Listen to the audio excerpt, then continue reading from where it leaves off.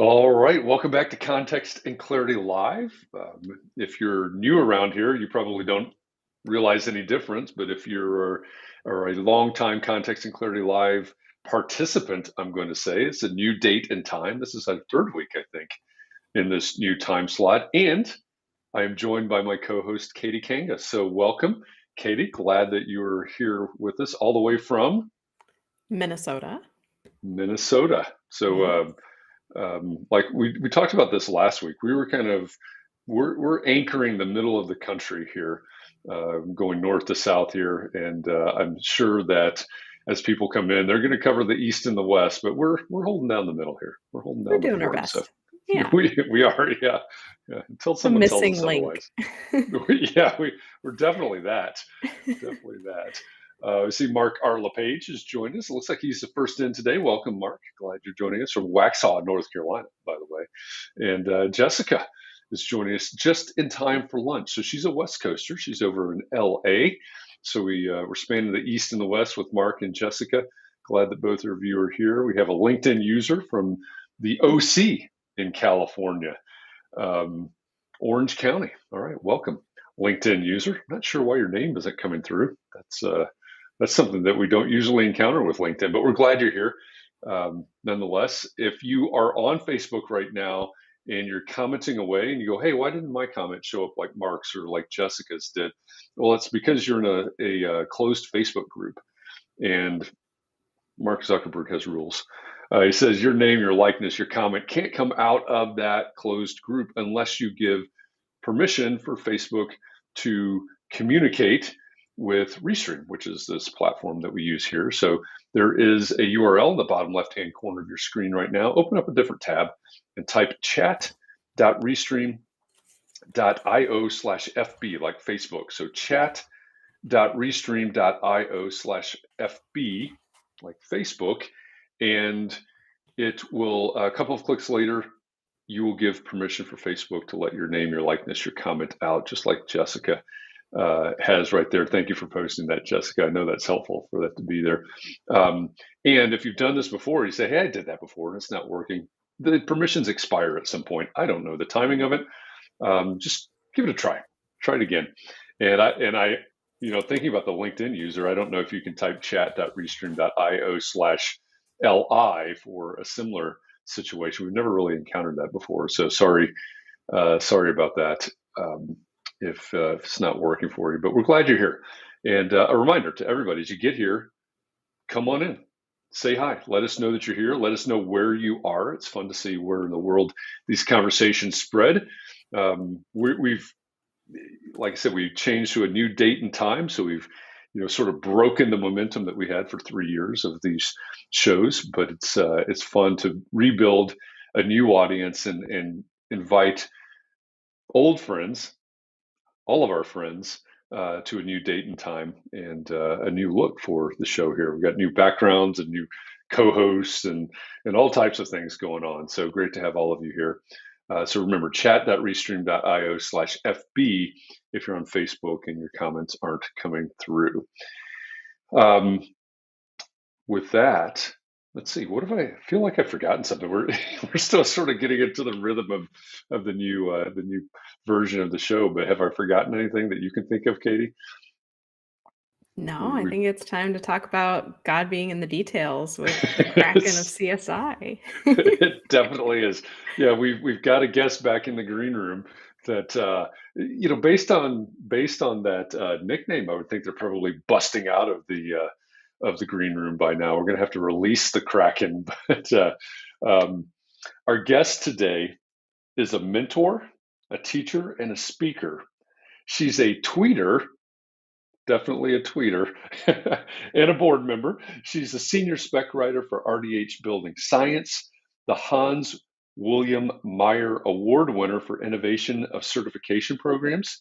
She is the CSI Kraken, and she's the host of ARCAT's podcast. And if you've been around here at all, you know that ARCAT is a friend of Entree Architect, and everything architecture, really. So she's the host of the ARCAT podcast, Detailed.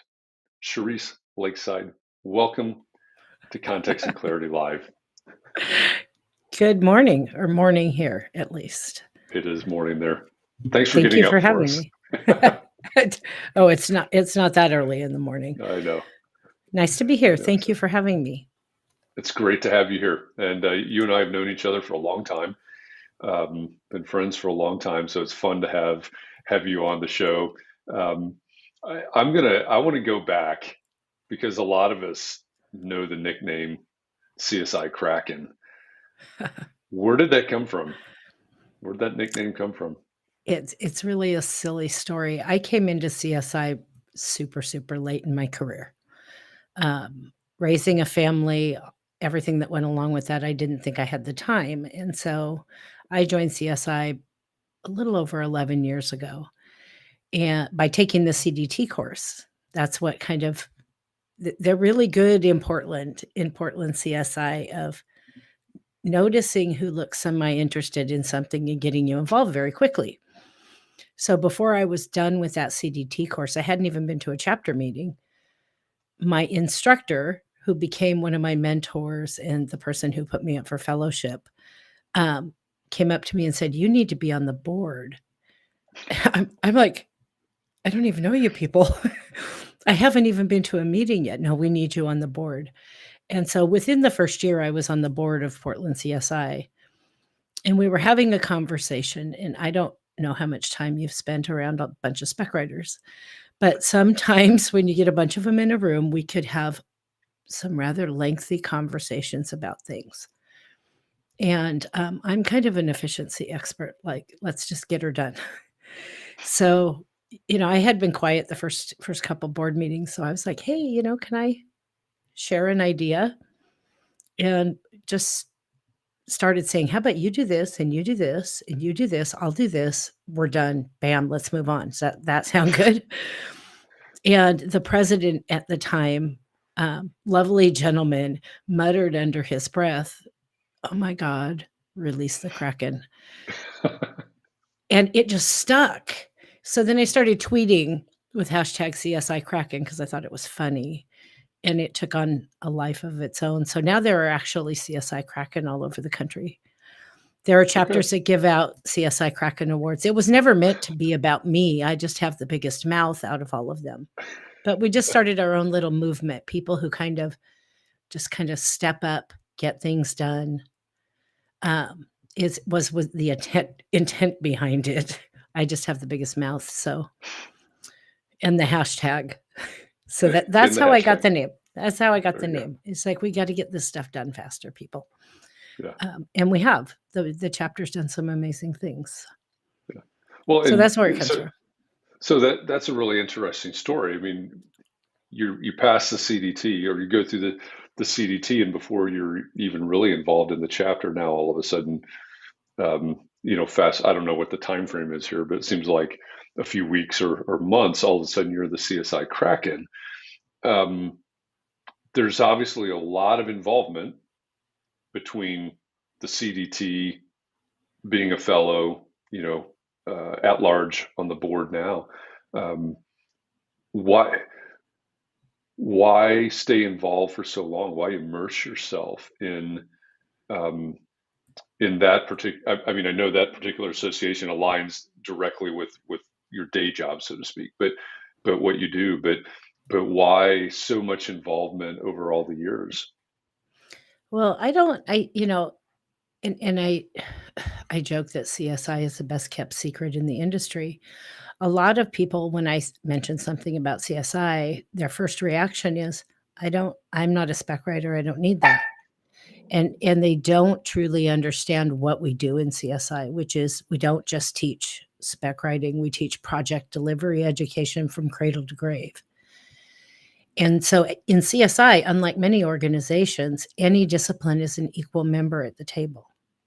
So we have all disciplines. I tell the young professionals that I mentor, if you're an architect, join AIA. You got to learn your craft somewhere. Then join CSI so you actually know how to do the business of architecture, or at least a good portion of the business of delivering a project. So when I go to a CSI meeting and say I'm working through a problem, or I don't know something because I don't know a lot of things, I feel like I know less and less every morning when I wake up. I can ask a question at a CSI meeting, and I've got a contractor standing there. I have an architect standing there. I have an engineer standing there, and I get such a deeper perspective of having multiple disciplines. I'm not in a tunnel in CSI. That and the people are flippin' amazing. They really are. I have, well, I officiated my first CSI wedding last year, and I'm officiating another one this summer because I'm an ordained minister. There's something I bet you didn't know. Not religious in the least bit, so I get a little scared of getting struck by lightning running around calling myself a minister, but they're just some really incredible people, and because there's no competition, there's all the disciplines are there and everybody leaves it outside the door. It's just a different relationship, and I would not have accomplished anything that I've accomplished in the last 10 years had it not been for the people in that organization. I'm not saying I didn't do the work. I'll take credit for doing the work, but they empowered me and saw things in me and supported me when I couldn't see them myself. And you just can't get that everywhere. And that's why, I mean, I'm able to, they also let me just run amok. In Portland CSI, I just, because I'm not on the Portland CSI board anymore, but I'll email them and say, hey, I have this idea. And they're like, do your thing, Cherise. Just whatever. Go ahead. Let us know what you need. Some pretty incredible, it's the people more than anything else in this organization that I can't imagine not being a part of it.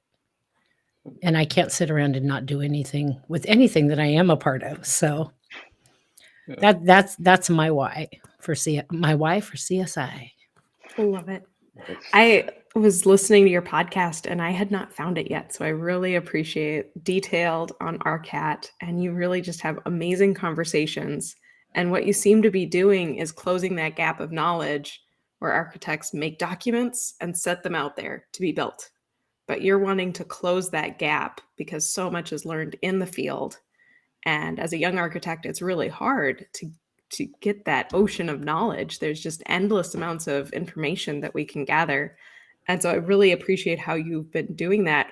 The problem is very apparent, but what first turned you on to wanting to solve that information disconnect? My journey through this industry is really unconventional. I actually started working in architecture as a receptionist. And I worked for 3 men, which back in that period of time, we won't discuss which decade that was. I worked for 3 men, much older than me, that in an era where this wasn't typically the case, they did not care that I was female, and they did not care that I was 20 years old.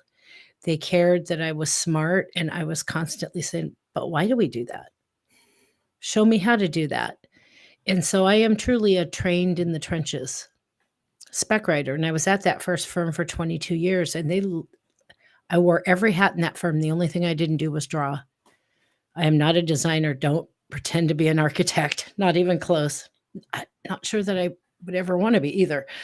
But I've worn every other hat. And then when they had to close their doors in 2008 with the recession, I went to work for an MEP engineer. So cross to the dark side is how I joke around, or the light side, depending on how you want to look at it. And I learned from crossing over and working in a different discipline, all the things I was doing wrong on the architecture side in the way I was working with my consultants.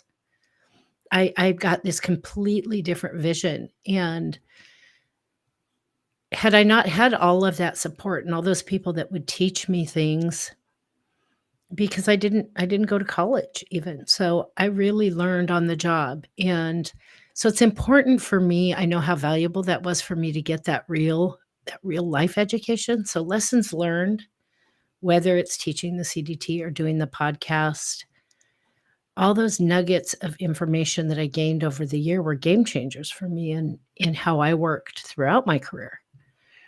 and I'm still getting them every day from somebody. So that's kind of my driver, is helping people do better sooner, because our architecture schools, in my opinion, are failing us, especially architecture schools, but engineering schools just as much. Even construction management schools probably get it the best. Had I known a lot of the things earlier that I know now, that I could have known earlier, I would be running the world. No doubt. I mean, I don't know about that, but it would have been such a game changer for me to have gotten that education much earlier in my career. And I feel a responsibility to give back what I've been given. It was incredible. Before we were on live, you said how many students you had with your CDT course? Over 800? I don't have all the records. I estimate somewhere between 700 and 900 in the last 10 years. That's incredible. My last class was my record breaker, 104 all over the United States and a few outside of the United States. The project delivery, you have to deliver a project. It doesn't matter where you live. And nobody's teaching anybody that anywhere else. People are like, why are you selling CSI? You're not going to get it anywhere else, my friends. They're the only ones. There's other organizations that teach pieces and parts. But to get the whole picture and understand those relationships and where your risk is, it truly is a game changer. And, how do we learn right now? Outside of design, how do you learn right now? It's trial by fire education. You screw up and your boss gets mad and you figure out why you don't ever want to do that again. I don't think we have to do as much of that in our industry. So I go out there and rope people into my class whenever I can. And I actually get some of them. They spend 12 weeks with me, 2 hours a week. But we have a lot of CDTs out there, and I'm super, super proud of. So you said that architecture schools are failing, and we could do a whole show on that. That's, we could go real deep on that real fast, but I'm with you on that. What's the biggest thing that needs to change? We'll just stick with, you mentioned engineering schools and construction management as well. And I know a lot of, so for instance, at Ball State, where I teach, like a lot of universities, they're bringing many of the disciplines under the same umbrella. But if you could make one fundamental change in these curriculums, pick out whatever school, or just it's all NAB, right? So what would be the one fundamental change that you would make? Or you can pick 2 or 3 if you like. Well, that's an easy one for me. It would be having this project delivery education. For any discipline. If I was queen of the world, and I do have a crown on my desk when I need it, you would not be allowed to work in this industry if you didn't have project delivery education. Some of the most basic pieces of knowledge. I get a lot of young people in my class. A lot of them are studying for their AREs. Some are fresh out of school. I even get some that are in school. But they come out of school with basically zero knowledge of how to protect yourself, how to protect your firm, what is your responsibility and what you shouldn't touch. And so much inefficiency and so many mistakes are made. We're talking, it could be one class for one term. And the education is already there. CSI fights with colleges constantly trying to get this into their curriculum in the architecture schools, most specifically because the architect is the hub of the wheel on the project. So you hit them first. Most of them just don't want anything to do with it. We're here to teach you how to design. Well, great. You can make pretty pictures. No offense, architects. But then The biggest payout I've ever personally seen at a firm that I worked for on a mistake in a project was $1 million out of pocket. Now that was their deductible. It was actually more than that, but that's what they had to pay out of pocket. Here's your first test, your first quiz. What was the fee on that project? The design fee on that project. $1 million. No. No, $1 million was their deductible. It was more Yeah. than that. The total payout to fix this mistake. Yeah. Ooh. Just throw Sadly. something out there. I think it was only like $400,000. But that's like, I try to write in my documents, like, I'm only liable for what you've paid me for. But once it goes to court, I think that goes out the window. It does go out the window. Sad. $3,500. Understanding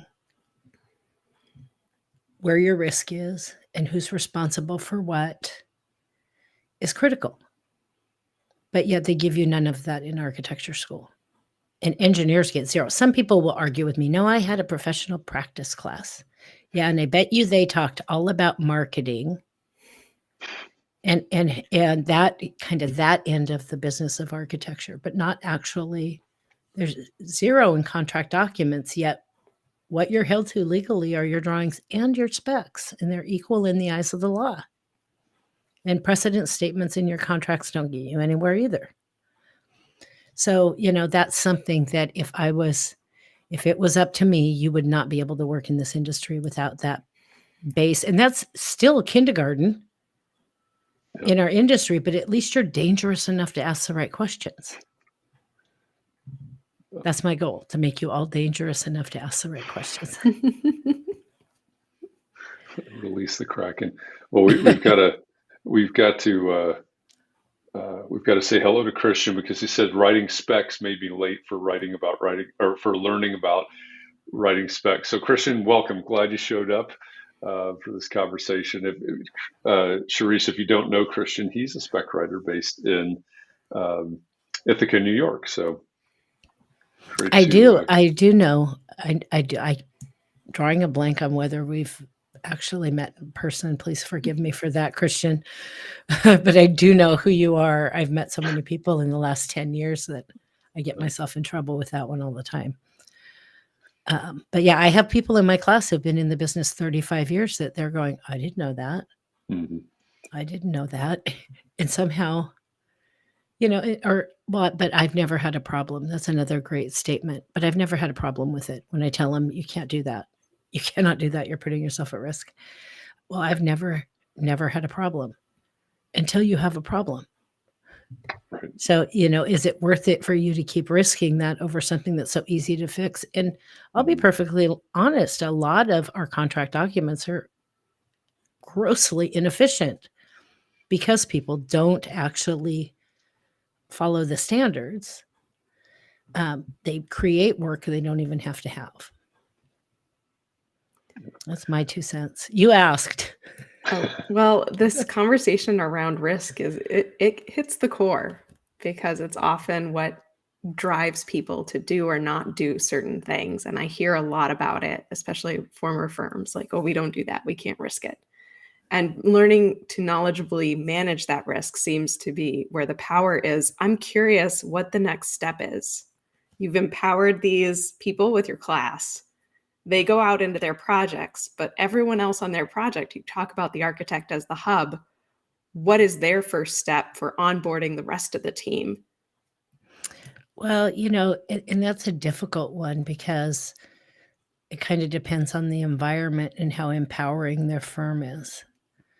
I have a lot of young professionals that struggle to have any kind of voice in their firms, and other ones where I had a couple that were in my class the last round from a firm all the way across the country in Philly, called me up and said, if we could convince the bosses to fly you out here to do some teaching, would you do it?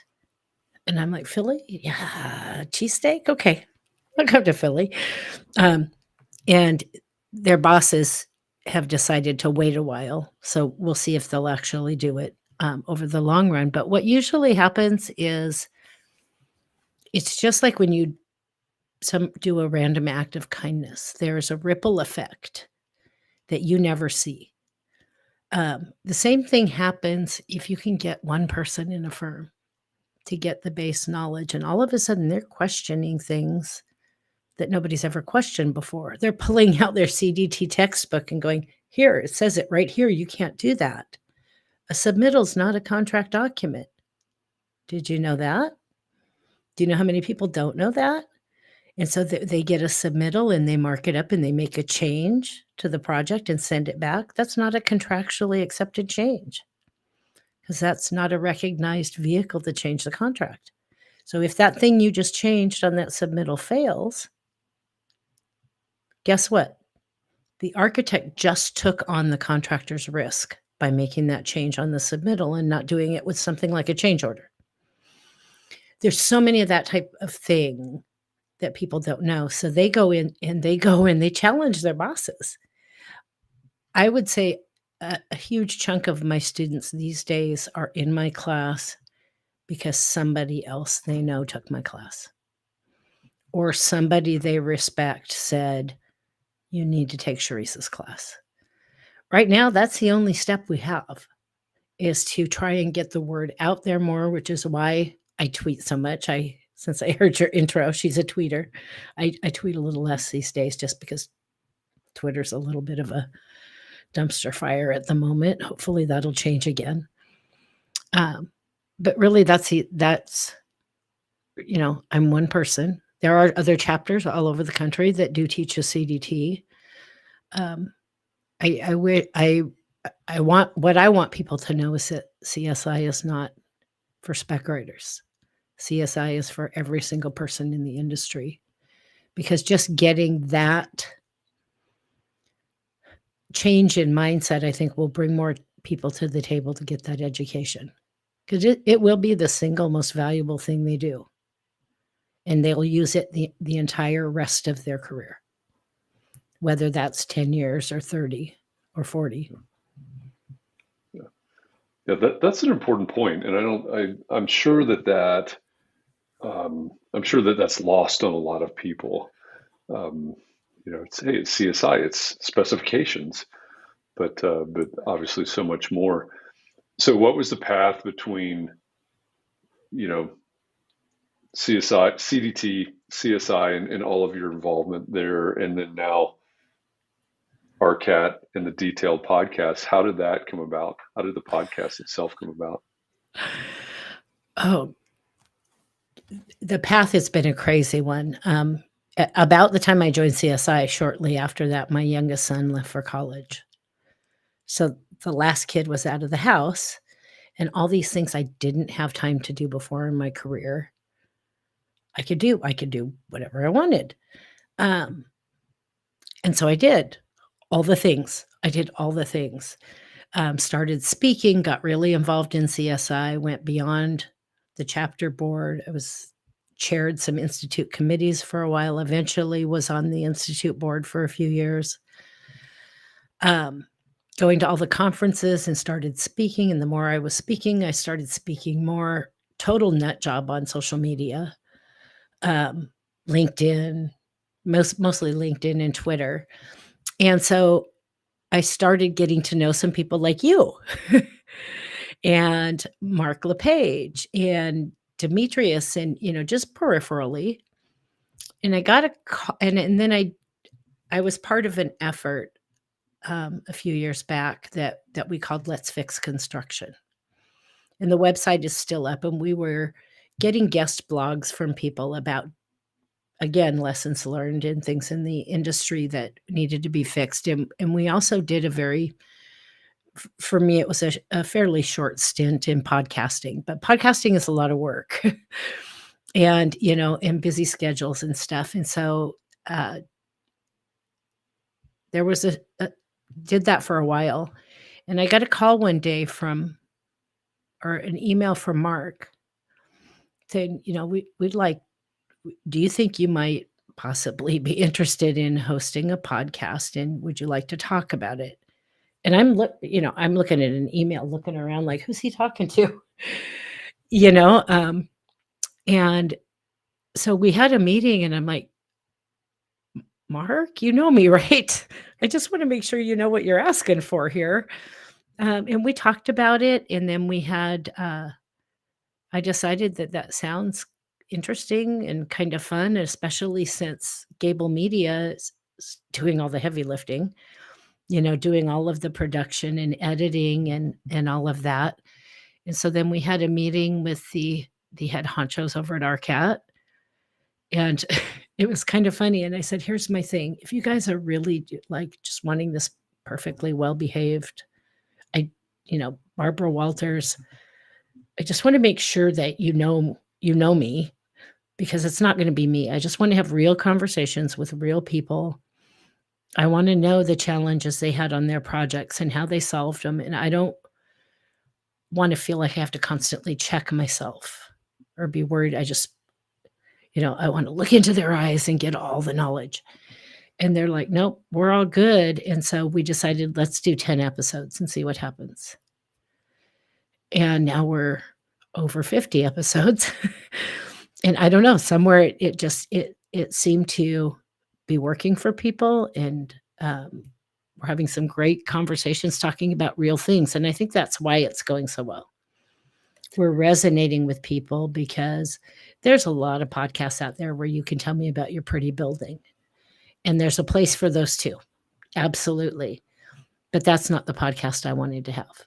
I want to hear about your pretty building, but I want to hear about all the things that went wrong getting to your pretty building, and how did you become a better professional, and how did you fix it?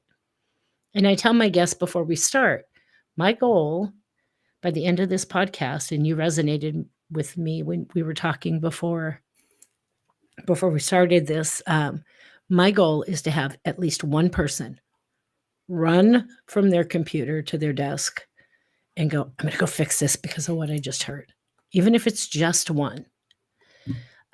But we have almost 100,000 somebody's listening to this thing. So that's just kind of, I just seem to keep falling into these opportunities. But I have to say that I wasn't really sure. I don't know if I ever told Mark this, and I know he's on here somewhere, so I'm about to out myself. I wasn't really sure I wanted to do this, to be perfectly honest. And so I was really pleased that it was we'll just do 10. I am a total addict now.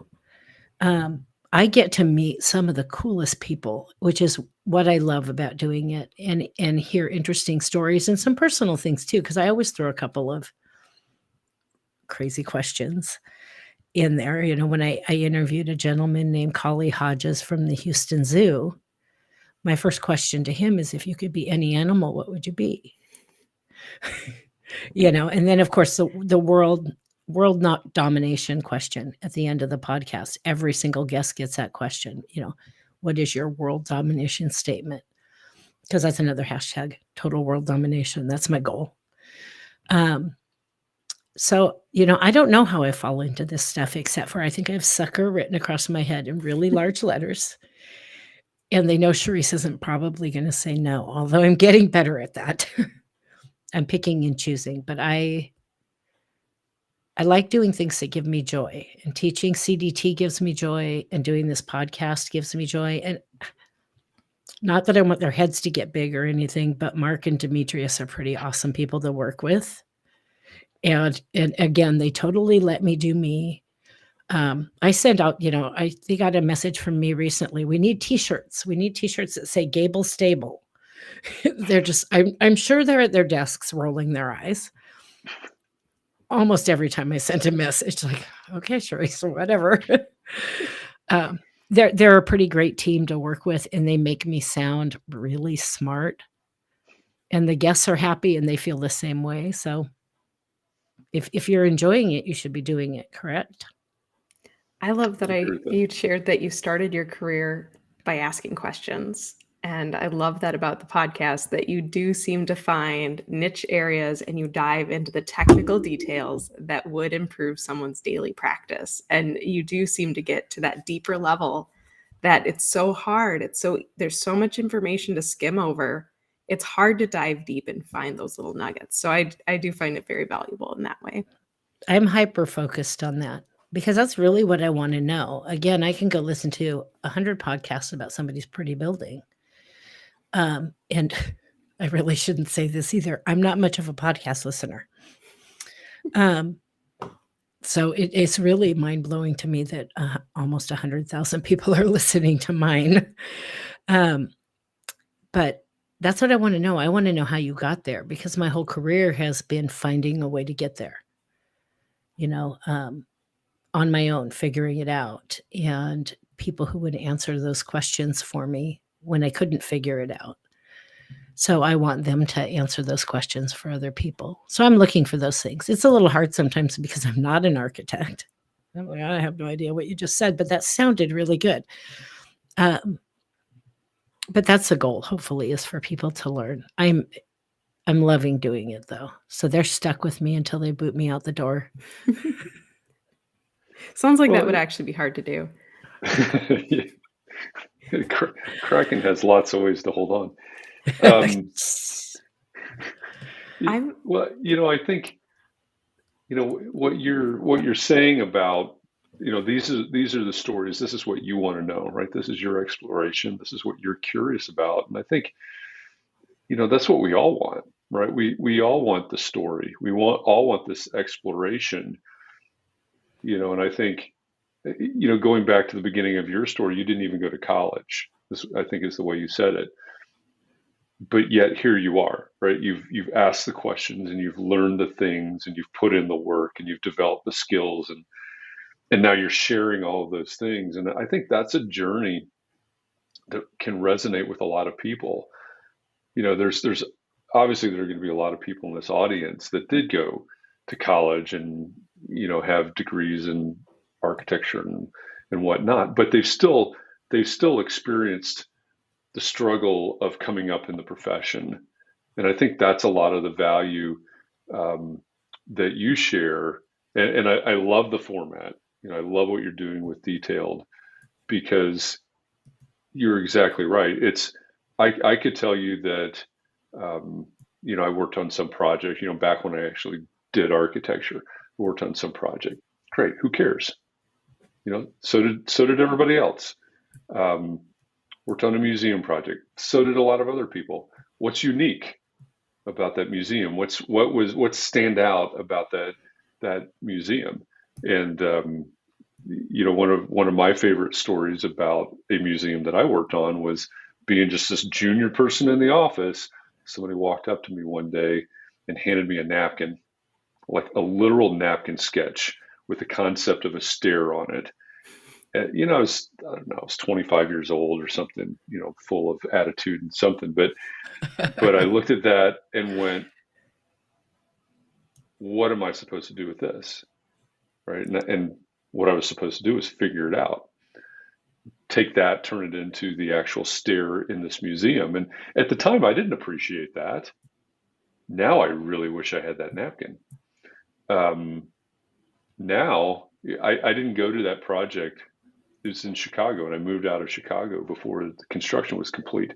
I didn't go back to that project and see it for about 10 or 12 years. And when I was researching that, going to this museum, I found out that stair is the most photographed piece of this entire project. All of a sudden, that's really cool. That's really meaningful to me, right? But it's those little stories that you're pulling out of these, of the different projects of the different buildings. I think that's why it resonates so well with people, and why 100,000 people want to listen to these stories. It's almost like the backstage pass in a way, right? They're getting what they wouldn't see. But that's the parts I want to hear. I mean, I've actually had 3 episodes that made me cry. I was so touched by a particular one is the cook school. and I'm drawing a blank on the firm name right now. Oh, I feel horrible. Somebody, Mark, look it up and put it on the chat. The Cook School in New York. It's a school specifically designed for kids with special needs. Predominantly autism, but other special needs as well. And I have a nephew on the spectrum, and I navigated special education with my stepson and the fight to get what he needed in school to actually succeed and learn. And they talked to me about the lengths that they went to get the funding for this school, and then the lengths that they went to design a school that these kids need, in spaces that they need, and right down to colors that were chosen and textures and lighting and acoustics, because noise is sometimes an issue for some kids on the spectrum. And I was just so touched by, but dragging out like, wait, I really wanted some details on that school because it really, touched a personal chord with me. But I'm also hoping that somewhere along the way, I'm empowering some younger professionals to ask questions, because I hear more often than anything from my younger students, somebody will ask me a question and they'll preface it with, "Can I ask you something? Because I don't want to ask my boss. I don't want to sound stupid." I am the queen of asking stupid questions. And that's the first thing that I tell them. There is no stupid question. I will ask it. I don't care how dumb I look, because I need the answer. And if I get the answer, I'm going to do my job better. But unfortunately, not every firm is particularly empowering to their young professionals. I'm not saying you have to do it for them. I love your napkin sketch story, because I love stuff like that. Just give it to me. Let me figure it out. And when I can't, if there's something I can't, then I'll come to you. I have no problem with that. Thank you, PBDW Architects. But there are a lot of young professionals that are not given an environment that empowers them to ask. They feel like, oh, I might not be the next one promoted if I ask this and I look stupid. There should be huge signs hanging in every firm that says there is no stupid question. And so sometimes I ask stupid questions on the podcast, probably regularly, and I don't even realize it some of the times. So that's a little kind of passive aggressive thing I'm hoping to accomplish is it's okay to ask. What's the worst thing that's going to happen? Can I ask? Yes. Sure, go ahead. How have specifications changed to accommodate a different design process, like integrated project delivery or design build? Because I see the specs, I did them a lot in a design bid build firm, and now I'm out on my own, and they are kind of integrated into the documents as best as I can, because I don't often get contractors who read a spec book. And so putting them on the drawings, making them, I know this is hitting a lot of tropes here. So where to start? I've got trauma response going on here. Oh, no. I do a 2-hour kind of, I call it Let's Talk About Specs, Baby, course. And in the sidebar of some of my slides are statements I can't stand. And one of them is the contractor won't read the specs. And so I'll tell you the reason the contractor doesn't read the specs. And I know exactly why. It's because we don't do our documents properly. Specs and drawings are two pieces you need to build your building. Specs show your qualitative requirements. Drawings show your quantitative requirements. If your documents are done correctly, your contractor has no choice but to read your specs. What we do is what I call CYA behavior. We put all this spec language on our drawings because the contractor's not going to read their spec and I have to have them see it. Another cornerstone of spec writing is say it once and say it in the right place. So if you have a piece of information, it belongs in one place, it's going to be either on the specs or on the drawings, depending on the type of information. There's no way any contractor can build a building without reading them both. And so that's where that problem comes from. The specs don't change from one project delivery to another, at least not the technical specs. Your front end is what changes from one project delivery method to another, depending on the contract model. And there are advanced certifications as well in CSI to really deep dive into construction contracts and in that language, and also into specification writing.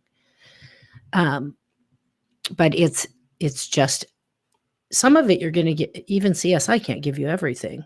No organization can give you everything. You're going to get out there and learn. But understanding that if you move to this other project delivery method, the whole front end is going to have to change to work in concert with the agreements and the general conditions, then at least you know where to start asking questions. I made friends with a whole bunch of spec writers as well. So there's people all over the country I can call and say, okay, I'm going to sound like a moron, but I don't know what I'm doing here. What do I do? We're real good in CSI about helping other people, because that's what we're here to do, is to make the whole delivery process better. If your drawings and specs are done correctly, you won't do those 3,000 RFIs during construction.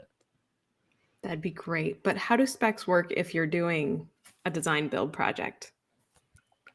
The contracts change and the Division 1 changes on who's instructing what, but the technical sections don't change.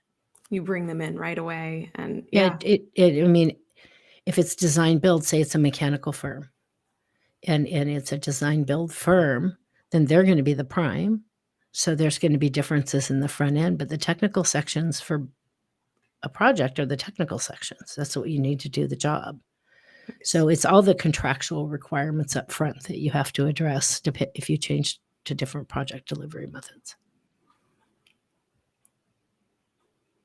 Anything else? I'm here all day. Yeah. In I one have of your coffee. earlier podcasts, you talked about some sort of checklists for QA/QC to kind of help with that, recapturing that back-end information with CA and bringing that back into the specs. As a sole practitioner or some of the small practitioners on this call, what kind of checklists, where do we start as small firms with those checklists? Are there good resources from CSI to start with? So I think I know what you're talking about. So the checklist I'm talking about is something I created just for my use. And I created that when I went from architecture to MEP engineering. There's all these places where we have things that cross paths between one consultant or another and the architect that have to be coordinated. And those are the things that, and the easiest example is access panels. It's probably the number one thing that goes wrong every time. It's the architect's job to specify access panels. But MEP equipment often needs special access panels. Engineer doesn't know that even what Division 8 is, let alone there's an access panel section in it. So they go put an access panel in their specs. Architect's supposed to do that, so architect goes and puts an access panel in their specs. Well, there's 2 different access panels. Oh, here's at the very least an RFI, probably a change order, because contractor probably bid the cheaper one and we probably want the more expensive one. Or better yet, both of them leave it out. Architect doesn't put it in theirs because MEP always does it, even though they're not supposed to. There's a whole list of things like that. Fireproofing. Where does the pipe end for the building and start? Where does civil's pipe end and the building's pipe? Where do they come together? There's another one that breaks down all the time. Voltages for equipment. It's not just MEP. There's things with civil, things with different consultants that need to be coordinated, and people always forgot to do it. So when I was working in MEP, I created a checklist for the project managers. Here's all the things in MEP specs that you need to call the architect and say, I need half an hour of your time. What are we doing here? What are we doing here? Here's the access panel. I want it. Put it in your Division 8 access panel section, because where's the sub going to look for it when they're bidding? They're going to look in Division 8. They're not going to look buried in Division 23 somewhere where mechanical equipment is. And there are some of those things when you said, where do we go next? Some of those things you can just teach by doing. When I created that checklist, I got the senior principals to buy off on every PM had to.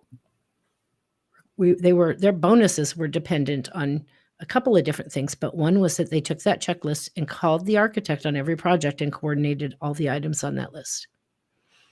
Another one was that they got a QA review of their documents before the final set went on the streets. And we set up a whole system for doing that with fresh eyes on a different team. And they would bleed all over it. And I actually kept a spreadsheet of every PM and all their projects and who got their QA reviews done and who didn't. And that was given to the principals. I don't know what happened to it when they did it, but it was part of the evaluation for their bonuses at the end of the year, because those QA reviews were so important to have those fresh eyes look over the whole set before it went out. There's no way to even quantify how much money was saved by doing that. But I saw how they'd often come back and some engineer, senior engineer only, could review them, bled all over those documents. And then they came back to the team, they fixed them, then they went out on the street.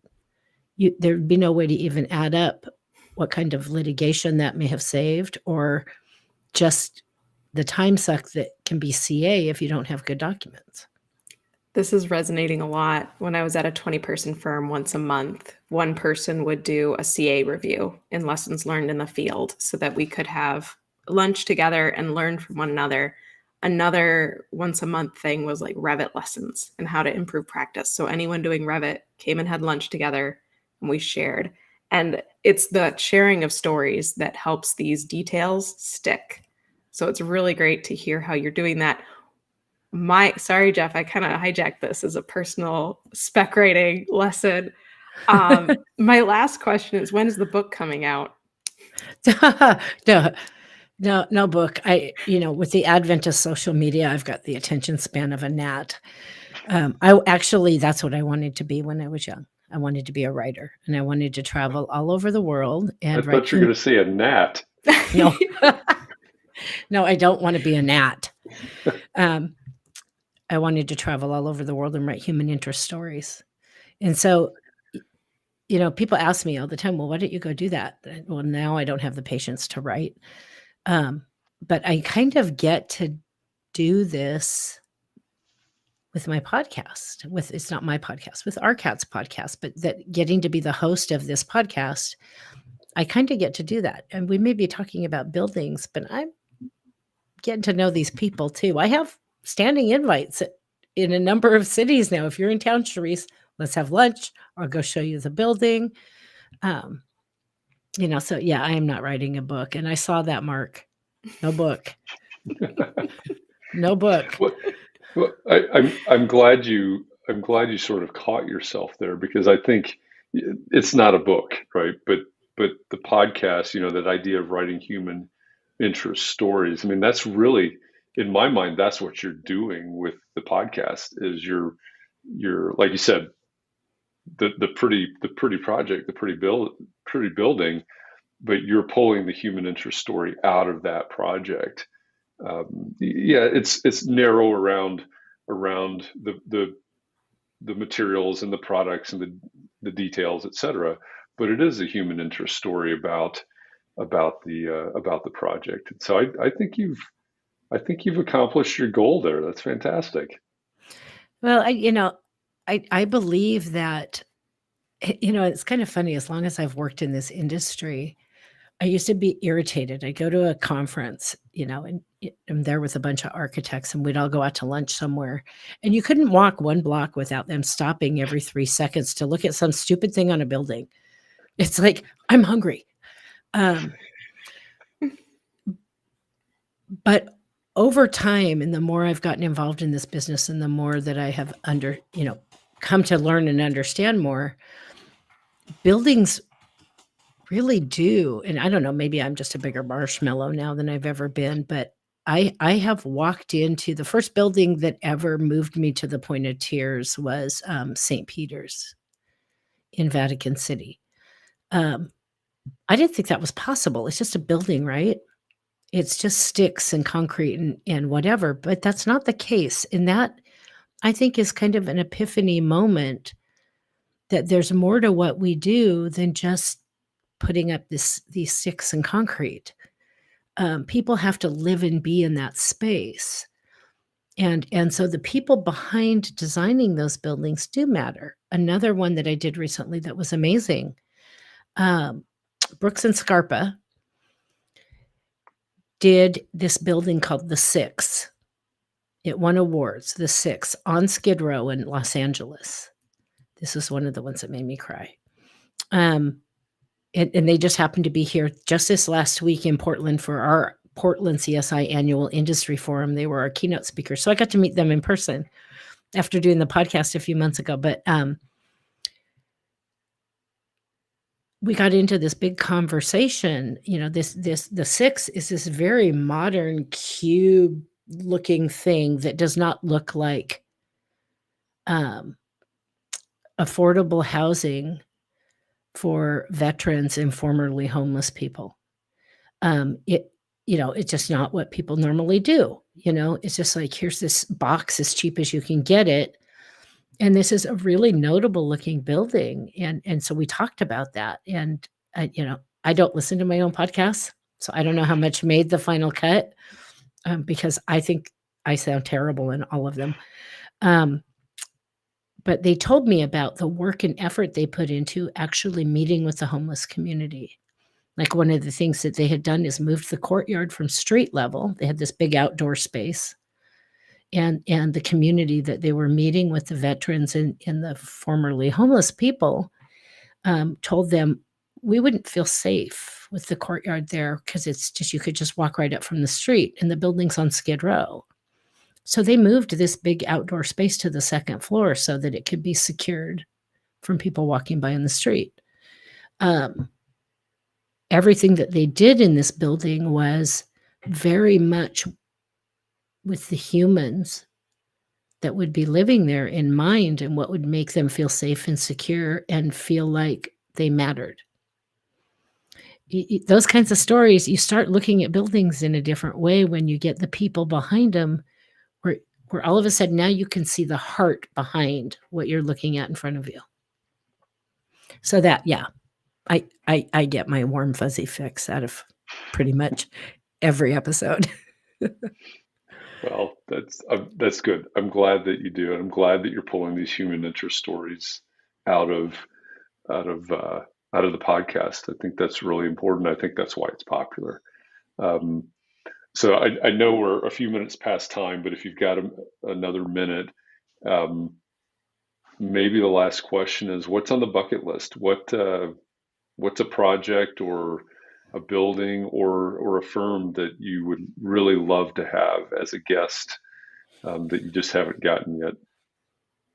Okay, so I call it my adventure list. Just so you know, bucket list sounds like you're going to die tomorrow. So I like to call it my adventure list. Of course, that includes a lot of things besides, believe it or not, on occasion, I do have a life outside of this industry. Maybe not as much as I should. Oh man, that's a hard question because I've kind of just been tackling everything I want to tackle. I would love to be able to travel more and speak more to people in person. I mean, I was doing a lot of public speaking before COVID hit, and it's just now starting to pick up again. But the piece I'm really missing right now is seeing people more in person, workshops maybe. I don't know, because I'm kind of just doing it when I want to do it, or a new opportunity comes up. I'm not being afraid of it, and this wasn't on my list, but I'm loving every minute of it, and it just kind of came out of nowhere. I don't know. Maybe Mark was drinking that day. Tackling is he still online? I don't know. I don't really. I'm very much a in the now kind of person these days. I've been a planner. I'm still a planner, but I've been a figure things out 10 years advance person most of my life. And I kind of just roll with the punches right now. So I don't know if I could answer that. I can't think of any one big thing unless, that the whole Queen of the World thing. That stays on my list. Well, there's that. But you've got to put the crown back on. But I think that in itself is a good lesson, right? You're rolling with it. You're not being afraid of it. You mentioned before saying no, and just a reminder that in our contracts we set boundaries, right? Yeah. So that's where the no might come in. But I'm really glad you're doing what you're doing, because I think the podcast itself is unique, and I think it's great. And I think, it's obvious that you're making a huge impact, not only in the industry, but especially with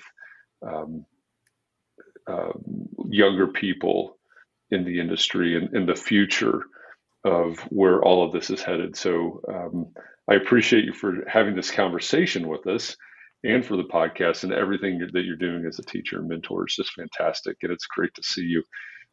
I'll see you in San Francisco, by the way, but yes, but it's great to see you here. Absolutely. I'm trying to convince them to do because there's going to be, ARCAT's going to be doing some things at the booth, and I'll be at the ARCAT booth if anybody wants to come say hi. I was trying to convince them that they should do like a Where's Waldo thing, but a Where's the Kraken thing. and like give prizes to people who can find me in San Francisco when I'm not at the booth. It's game on. Yeah, game on. Where's the Kraken? No, thank you so much for having me. This was fun, and I haven't seen you in forever, so it was really nice to get to say hi and talk. But we'll see you. See you soon. Thank you.